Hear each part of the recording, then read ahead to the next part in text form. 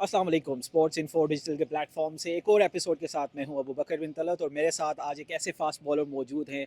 आखिरी 2 साल में बड़ी ही ज़बरदस्त क्रिकेटर्स की, लवर्स की और फॉलोअर्स की मेमोरीज़ उनके साथ जुड़ी हुई हैं, जिनका ताल्लुक कराची किंग्स से तो है ही है, लेकिन इसके अलावा भी आज हम जानने की कोशिश करेंगे कि कौन सी टीम्स को उन्होंने रिप्रेजेंट किया और आजकल क्रिकेट को कैसे एंजॉय कर रहे हैं। मीर हमज़ा हमारे साथ मौजूद हैं। सबसे पहले उनको वेलकम करते हैं। कैसे हैं आप? अल्हम्दुलिल्लाह, आप सुनाएँ कैसे हैं? ठीक है? Thank you so much. Mir ये बताएं कि कैसी जा रही है पाकिस्तान सुपर लीग का ये एडिशन, एंजॉय कर रहे हैं कराची किंग्स में?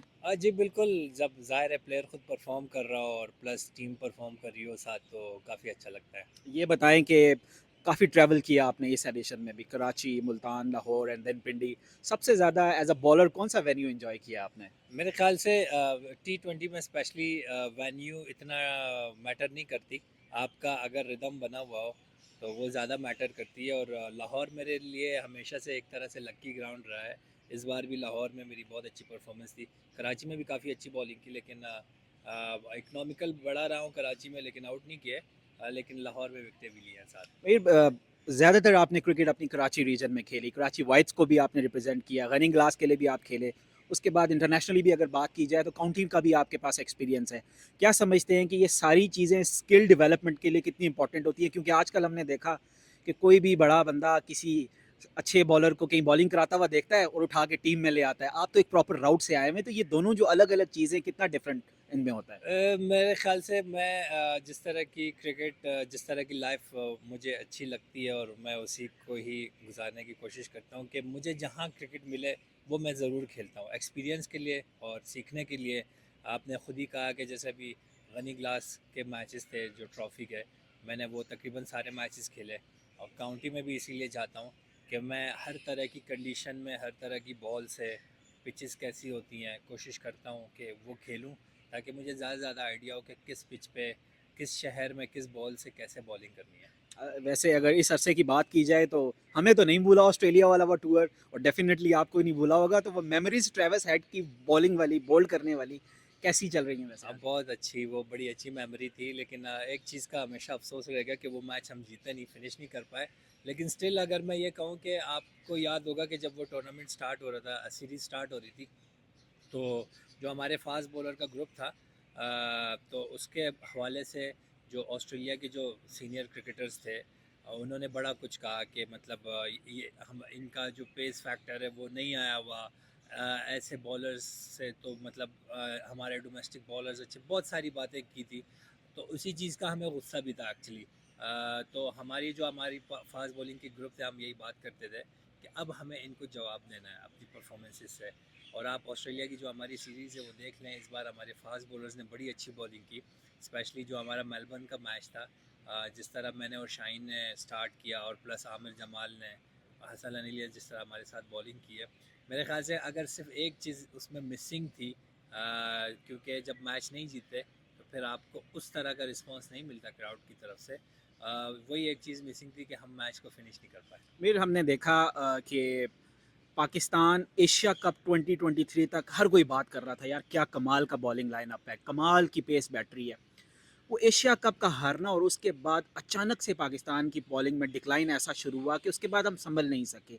आप क्या समझते हैं? आप एक एक्सपीरियंस रुकी हैं, क्या वजह बनी है? पाकिस्तान तो मशहूर जाना जाता था फास्ट बॉलर्स के हवाले से, अचानक ऐसा क्या हो गया? देखिए किसी भी टीम पर किसी भी डिपार्टमेंट में जो है वो एक तरह से आप कह सकते हैं कि थोड़ी सी बुराई आ सकती है। कभी वो बहुत फॉर्म में होती है, कभी आउट ऑफ फॉर्म होती है। मेरे ख्याल से पाकिस्तान के फास्ट बॉलर्स ना पहले बुरे थे ना आज बुरे हैं। स्टिल अगर आप यंगस्टर्स में देखें कि तो इस PSL में पाकिस्तान को बड़े अच्छे फास्ट बॉलर्स यंगस्टर्स मिल रहे हैं। एक तरह से मैं यही कह सकता हूँ वो हमारा बैड फेस था एशिया कप जो 23 वाला हुआ है। उसके बाद हमसे इस तरह की बॉलिंग नहीं हुई जिस तरह की क्राउड हमसे एक्सपेक्ट कर रही थी। लेकिन होपफुली इस PSL में सारे बॉलर्स जो सीनियर हैं या जूनियर हैं सारे बड़े अच्छे रिदम में दिख रहे हैं। और हमारी कोशिश यही होगी कि हम में से जो भी बॉलर पाकिस्तान टीम को अब से दोबारा रिप्रेजेंट करे, कोशिश यही होगी कि हम परफॉर्म करें अपनी टीम के लिए। अज़हर महमूद बड़े एक लंबे अरसे से हमारे बॉलिंग कंसल्टेंट भी कह सकते हैं, कोच हैं नेशनल साइड के साथ, आपने भी उनके साथ काम किया। कैसा देखते हैं, कितने हेल्पफुल हैं वो इस रोल में आपके लिए, और इस लेवल पे आके क्या आप ये समझते हैं कि कोचिंग वाकई बहुत ज़्यादा मैटर करती है? क्योंकि इस लेवल पे आने के बाद भी अगर आपके बेसिक्स ठीक नहीं हैं तो क्या उस बंदे को उस टीम में होना चाहिए, और कोचिंग कितनी इंपॉर्टेंट है इस नेशनल साइड पे आके? मेरे ख्याल से जब आप नेशनल टीम में आ जाते हो तो आपकी बॉलिंग की जो टेक्निक्स है या बेसिक्स हैं या इन चीज़ों पे इतना वर्क नहीं होता। एज ए बॉलर आपके पीछे एक्सपीरियंस होता है, आपका स्किल होता है और आपकी फ़िटनेस होती है। हाँ, अज़हर भाई जो है वो, क्योंकि वो ख़ुद फास्ट बॉलर रहे हैं, उन्होंने 20-25 साल जो है वो क्रिकेट खेली भी है, प्लस कोचिंग भी की है। तो आपको ना कहीं ना छोटी छोटी चीज़ों के लिए या आप मेंटली गिरे हुए होते हैं, क्योंकि अज्जू भाई खुद उस फेज़ से गुजरे हुए हैं तो उनको इस चीज़ का आइडिया है। तो आपको कहीं ना कहीं बॉलिंग कोच की ज़रूरत पड़ती है, उसमें कोई शक नहीं है। आपको बीच में जो है ना अपने आप को उठाना पड़ता है, या आपको कहीं ना कहीं फ़ील होता है कि यार मेरी टेक्निक में जो है ना थोड़ा सा मुझे। और प्लस अज्जू भाई की एक अच्छी चीज़ यही है कि वो ख़ुद जो है बहुत ज़्यादा बॉलर्स में जो है वो नहीं आते कि मैं कुछ बता दूं। वो बॉलर्स की साइकी के हिसाब से चलते हैं। और जब क्योंकि हमारा उनके साथ एक तरह से ट्रस्ट इस तरह का बिल्ड हुआ हुआ है कि जब भी हमें कुछ फ़ील होता है कि यार अब मैं इस चीज़ में स्ट्रगल कर रहा हूँ, तो हम खुद जाके अज़हर भाई से इस बारे में डिस्कस करते हैं। ऑस्ट्रेलिया सीरीज़ में हमने देखा साइड लाइन्स में वसीम अकरम के साथ काफ़ी आपकी गपशप हो रही होती थी। क्या एग्ज़ैक्टली आपको वो सजेस्ट कर रहे होते या कुछ बता रहे होते थे? अब वसीम भाई हो गए, वकार भाई हो गए, दोनों कमेंट्री कर रहे थे। और वो यही कहते थे, एक जो मेन बात वो कहते थे वो यही कहते थे कि इनको जो है ना उखाड़ के रख देना है एज अ बॉलर। तो क्योंकि फास्ट बॉलर हमेशा वो एक फीलिंग होती है, जज्बात होते हैं। और जब हमने अच्छी बॉलिंग की मैच बाय मैच, तो वो बड़े खुश होते थे। अगली सुबह हमसे जब मुलाकात होती थी तो वो यही कहते थे कि आप लोगों ने बड़ी अच्छी बॉलिंग की। और मेन उनका यही होता था कि ठीक है, अब आपने बॉलिंग कर दी है, अच्छी बॉलिंग कर ली है पिछले मैच में, अब उसको भूल जाओ, अब अगले मैच पे फोकस करो। क्योंकि अक्सर यही होता है कि बॉलर जो है ना, या बैट्समैन प्लेयर कोई भी हो, वो पिछले मैच में ही खोया हुआ होता है, तो उससे उसके अगले मैच की परफॉर्मेंस अच्छी नहीं होती। अभी लास्ट क्वेश्चन, कोई ऐसा टैलेंट इस एडिशन में आपने एज अ बॉलर देखा हो यंगस्टर, क्या आपने खुद देख कर कहा हो यार क्या कमाल है यार, ये पाकिस्तान के लिए फ्यूचर प्रॉस्पेक्ट हो सकता है, कोई ऐसा प्लेयर आपको एज अ बॉलर नज़र आया हो? बॉलर्स तो काफ़ी सारे हैं। अगर मैं दो तीन फास्ट बॉलर्स की बात करूं तो मुझे हमारे जो कराची किंग्स में फवाद अली है, मेरे ख्याल से इस पीएसएल में सबसे तेज़ बॉलिंग भी उसी ने की है। वो मुझे बहुत इम्प्रेसिव लगे हैं। लास्ट ईयर भी हमारे साथ कराची किंग्स में थे। लेकिन क्योंकि फ्रेंचाइज ने उसको ग्रूम करना होता है, तो लास्ट ईयर उसको ग्रूम किया गया, उसकी फ़िटनेस पे वर्क किया गया। और इस बार जो है वो बस हमने उनसे परफॉर्मेंस लेनी थी, और उसने बॉलिंग भी बड़ी अच्छी की है, इफेक्टिव बॉलिंग की है, स्पेशली पिछले 2-3 मैचों में। प्लस जो पेशावर के अली रज़ा है, और उसने बहुत अच्छी बॉलिंग की है, तगड़ी बॉलिंग की है। और उबैद शाह मेरे साथ गनी क्लास में भी थे, बड़े इम्प्रेसिव रेड बॉल बॉलर भी हैं, वाइट बॉल बॉलर भी हैं।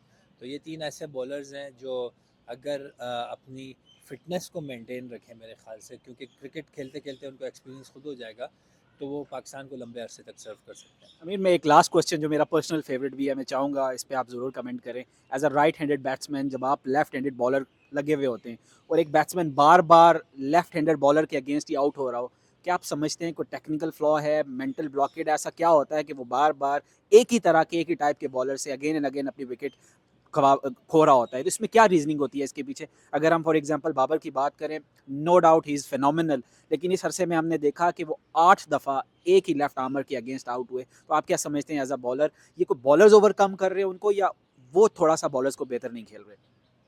ये तो बैट्समैन ज़्यादा है, ये सवाल आप बैट्समैन से पूछें कि बैट्समैन एक लेफ्ट आर्म बॉलर को क्यों नहीं खेल पा रहे।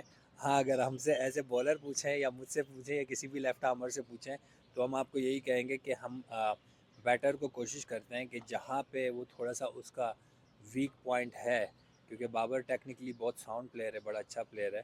अनफॉर्चुनेटली थोड़ा बुरा वक्त आया हुआ है, तो बॉलर्स जो है उसको थोड़ा सा उसको एक्सप्लॉइट यूज़ कर भी रहे हैं। कर रहे हैं, एक्सप्लॉइट भी कर रहे हैं। लेकिन एज अ बॉलर हमारी यही कोशिश होती है, बाबर हो कोई भी हो, कोई बैट्समैन हो, तो हम यही कोशिश करते हैं कि हम जो है उनकी टेक्निक देखें। जहाँ पे थोड़ा सा हमें फील होता है कि ये यहाँ पर वीक है, तो हम कोशिश यही करते हैं कि हम वहीं पे बॉल करें। Thank you so much. Weather enjoy करें और होपफुली जो पीएसएल के रिमेनिंग मैचेस हैं उसमें भी कराची को हम टॉप में जाते हुए देखेंगे। Thank you so much once again. Thank best you, of thank luck. You.